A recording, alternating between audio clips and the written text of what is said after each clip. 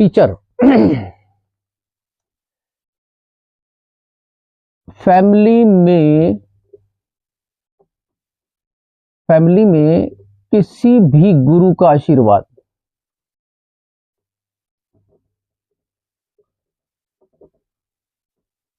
की ब्लेसिंग्स भी बोल सकते हैं इसको। फैमिली में किसी भी गुरु की ब्लेसिंग्स। अब गुरु कई लोग शिव जी को भी बना देते हैं, कान्हा जी को भी बना देते हैं, कृष्ण जी को भी बना देते हैं, तो ये भी देखा जा सकता है, ऐसी बात नहीं है। तो गुण व दोष दोनों ही, ब्लेसिंग्स भी और इनका नेगेटिव इम्पैक्ट भी। तो मेरा सिर्फ यहाँ कहना है कि ये फैमिली में गुरु को आपके दिखाएंगे। कई लोगों के गुरु भी बने होते हैं अलग से, तो उनको भी दिखाते हैं। हमारे जो जुपिटर है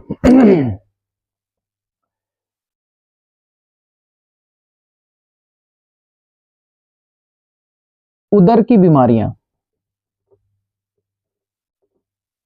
उदर के रोग। अब ये उदर क्या है? ये है पेट, इसको हम पेट लिख सकते हैं।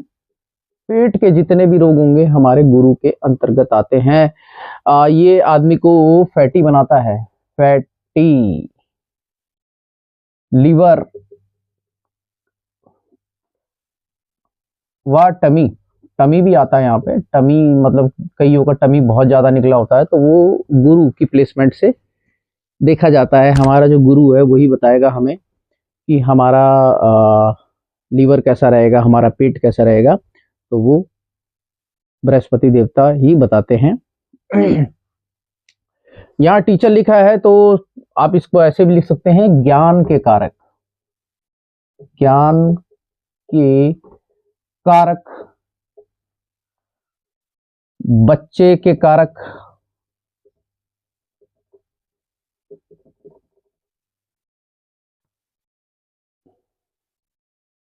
अच्छा मंगल में एक चीज और है, जैसे मंगल है तो हम यहाँ पे मंगल है तो मांगलिक कार्य भी लिखते हैं। तो बीच बीच में मुझे भी ध्यान आ रहा है तो मैं इसको ऐड करा रहा हूँ, मांगलिक कार्य भी लिख सकते हैं यहाँ पे। किसी प्रकार का मांगलिक कार्य हो तो वो हमारा मंगल के अंतर्गत ही आएगा। बच्चे के कारक हो गए। हाँ, विवाह के कारक, विवाह के कारक भी हो गए। मतलब जितनी भी अच्छी चीजें होती है हमारे साथ, मतलब हम अगर पढ़ रहे हैं, स्टडी कर रहे हैं, हम इवन जॉब भी, अगर जॉब से कोई रिलेशन हो गुरु का, तो बहुत अच्छा, ये बहुत अच्छी जॉब देता है। और जैसे प्रोफेसर हो गए, प्रोफेसर, जैसे कई लोग प्रोफेसर है, प्रोफेसर है उनका गुरु चेक कर लीजिएगा, आंख बंद करके बोल दीजिएगा कि इनका गुरु स्ट्रांग है। जो जितने भी प्रोफेसर हैं, चाहे वो मैथ्स के हों, चाहे वो किसी भी चीज के हों, उनको जो प्रोफेसर तो उनका गुरु आप जरूर चेक कीजिएगा। ठीक है, बुध ग्रह पे आ जाते हैं। सिस्टर लिखा है, ये बहन है हमारी। ठीक है, किसी की भी जन्म पत्रिका में अगर सिस्टर के बारे में जानना है तो बुध ग्रह हमारा हमें बताता है। साथ ही साथ हमें इसका, ये स्किन है, बॉडी में जितनी स्किन है वो हमें कहाँ से देखनी होती है?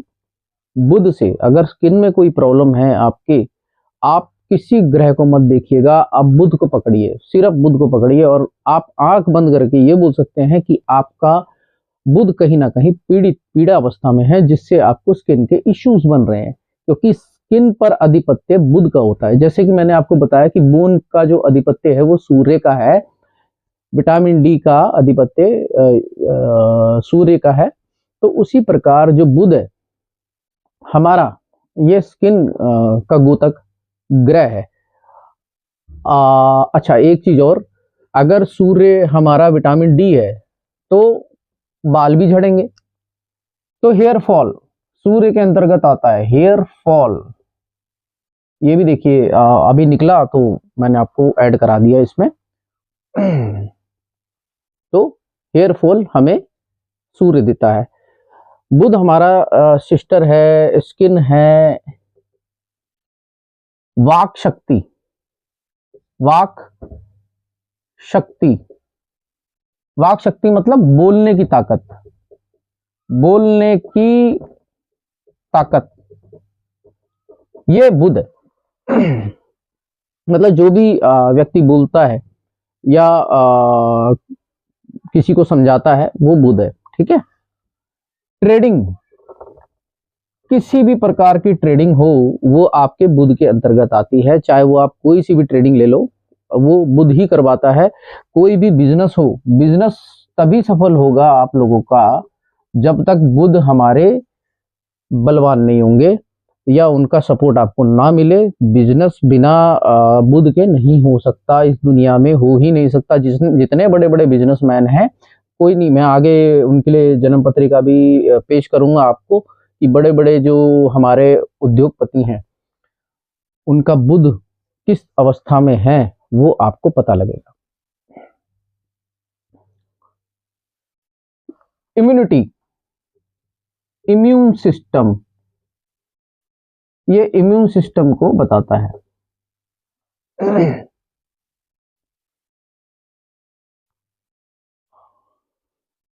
अभी चलिए अभी शुक्र पे आ जाते हैं। ये ससुराल पक्ष, कई लोगों को पता होगा कि भाई ससुराल पक्ष शुक्र के अंतर्गत है। तो ससुराल पक्ष से कई लोग ये भी जानना चाहते हैं कि भाई हमें दहेज मिलेगा नहीं मिलेगा।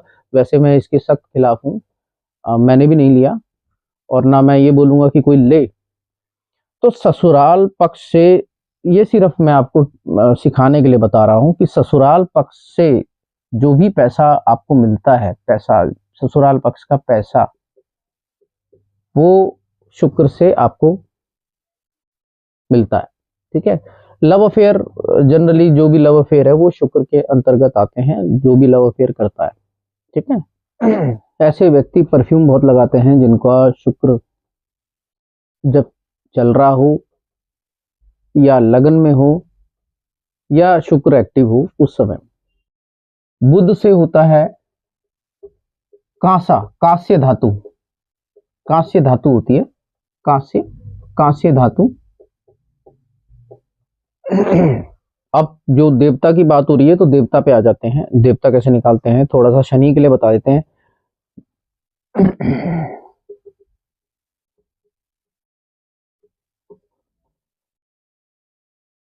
काली जी हम शनि से देखते हैं। देखिए जो भी मैं ये आपको बता रहा हूँ ये मेरे बरसों की मेहनत है, लगभग 14 साल से मैं कर रहा हूँ इस चीज़ को। तो ये मैंने जब थोरली जब देखा, लोगों की कुंडलियाँ देखी, तो ही ये मैं निकाल पाया हूँ। और ये किसी को भी ऐसे ही नहीं आ जाता।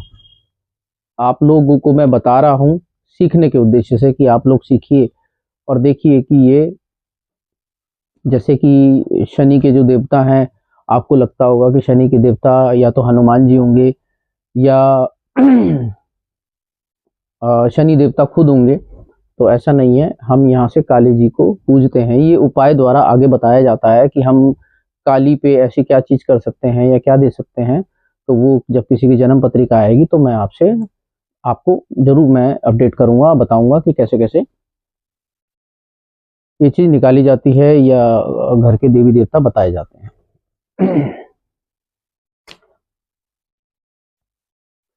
भाभी जी, आपकी भाभी जी हैं, भाभी जी, ये भाभी जी का भाव, ये भाभी जी का जो ग्रह है वो है शुक्र, ठीक है। ये किसी भी आपके फैमिली में, ठीक है, ओल्ड मैन को दिखाएगा। ये ओल्ड मैन को दिखाएगा। और सिस्टर मैंने बता ही दिया है। और ठीक है, अच्छा ये एक चीज और है, यहाँ पे मैं गुरु में एक चीज ऐड करा रहा हूँ, साधु संत, साधु संत, साधु संत जितने भी हैं वो भी ऐड होंगे इसमें, ठीक है। अब दो ग्रह छूट रहे हैं जो कि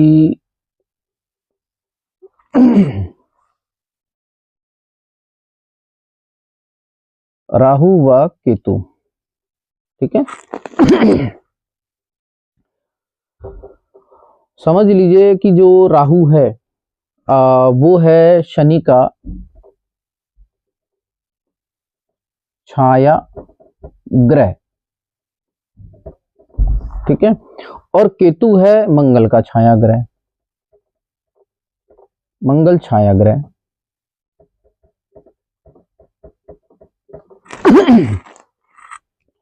और राहु का काम होता है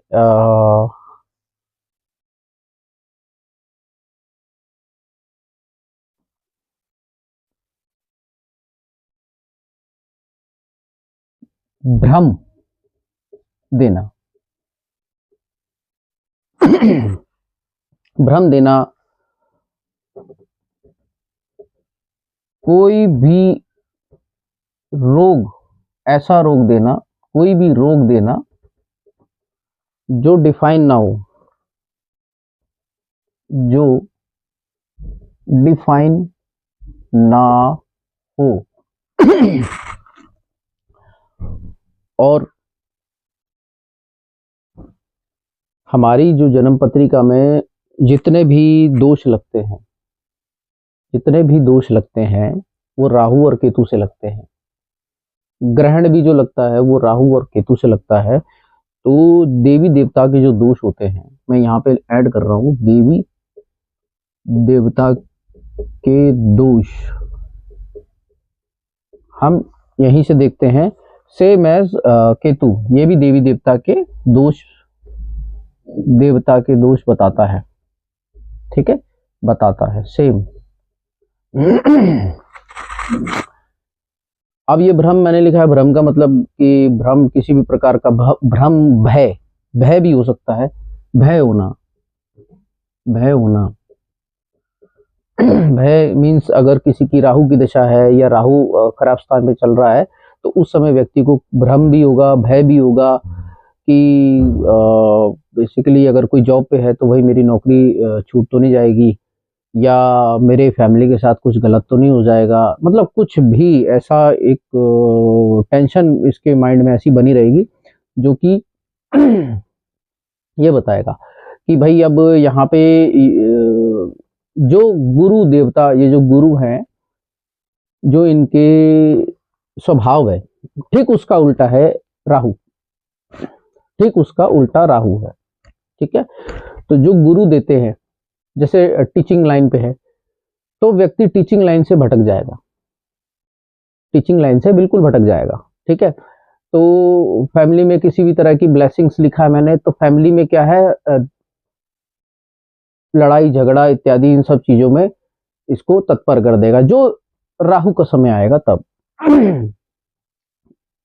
या विवाह के कारक है तो विवाह नहीं कराएगा, या विवाह के बाद इशू करेगा, या बच्चे के कारक है तो बच्चे से रिलेटेड इश्यूज आ जाएंगे, बच्चे को थोड़ी बीमारियां लग जाएंगी, या बच्चा ना होना, इसको भी ये दिखाएगा, ठीक है। तो ये ठीक गुरु का उल्टा काम करता है। केतु की बात करें, केतु को एक लैंग्वेज है केत छुड़ावे खेत।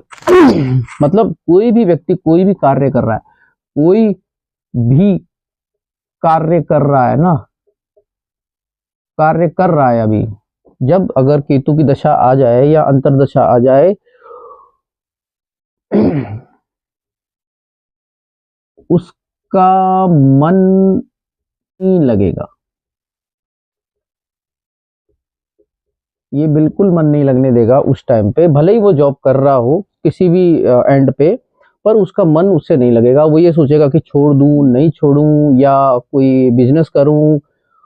तो इस समय ये बिजनेस वगैरह का काम नहीं करना बिल्कुल भी, ये सोच लीजिए, गांठ बांध लीजिए, जब भी केतु की दशा आती है, और मोस्टली इसी दशा में लोग जॉब छोड़ते हैं, इसी की ये जो केतु है ना, इसकी, क्योंकि इसके पे सर नहीं है, इस पे सर नहीं है, राहु सर है, इस पे सर नहीं है। तो जब सर ही नहीं है तो दिमाग ही नहीं रहेगा उस समय, तो व्यक्ति अनर्गल कुछ भी अपॉर्चुनिटीज मिस करता है अपनी लाइफ में, बहुत सारी अपॉर्चुनिटीज मिस करता है, गलत डिसीजन यहाँ पे हम गलत डिसीजन भी बोल सकते हैं, डिसीजन भी लेता है। साथ ही साथ इस टाइम पे उसको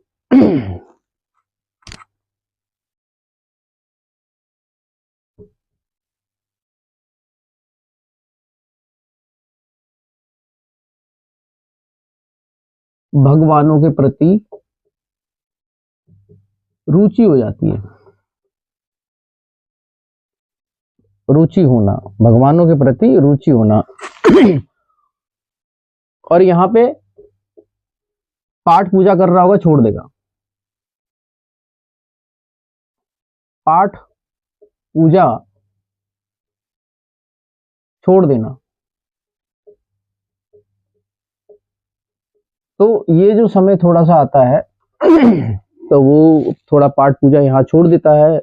यहाँ पे उसको भगवानों के प्रति रुचि बढ़ती है, थोड़ी दया भावना बढ़ती है। तो ये हमें क्या कहते हैं, मोक्ष की तरफ लेके जाता है केतु। मोक्ष, मोक्ष कारक, मोक्ष कारक।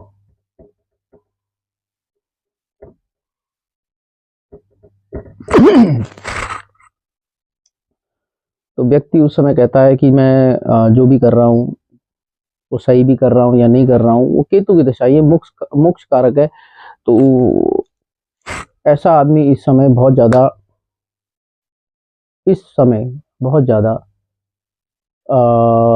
मदद करने वाला भी बन जाता है लोगों की। तो जिसका केतु अच्छा हो, तो ऐसा नहीं कि केतु जिसका मतलब ये खराब ही रिजल्ट देता है।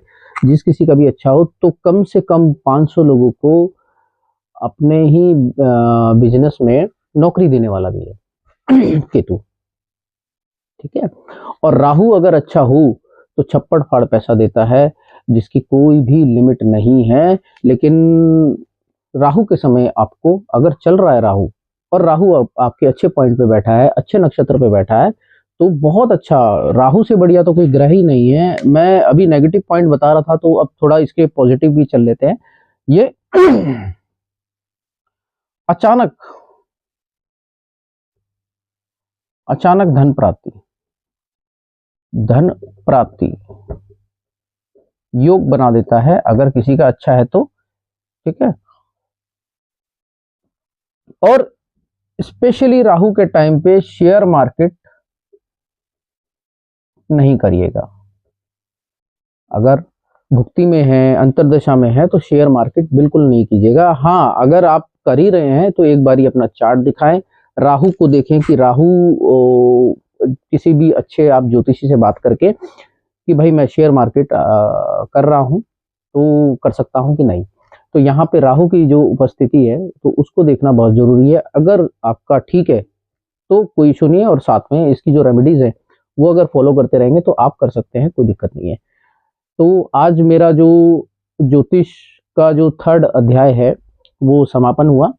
तो आप एक बारी इसको देखिएगा। ये मैंने अपने ही माइंड से अभी आपको बताया है सिंपल लैंग्वेज में। तो अगर आपको अच्छा लगे तो प्लीज़ इसको शेयर कीजिएगा, लाइक कीजिएगा और सब्सक्राइब जरूर कीजिएगा। आपका बहुत बहुत